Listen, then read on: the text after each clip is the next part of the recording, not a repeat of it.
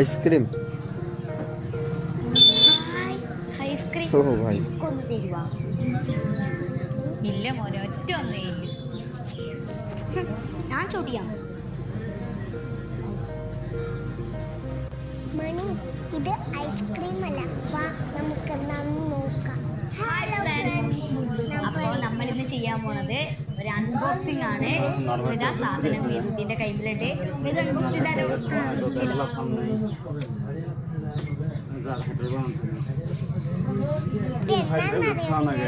ഇത് ഐസ്ക്രീം പോലത്തെ ഐസ്ക്രീം അല്ല, ഇതൊരു സ്കെച്ചാണ്. ഇതാ കണ്ടോ, പല നിറത്തിലുള്ള സ്കെച്ചുകളാണ്. ഇതിപ്പം ബ്രൗൺ, ഇത് പിങ്ക്,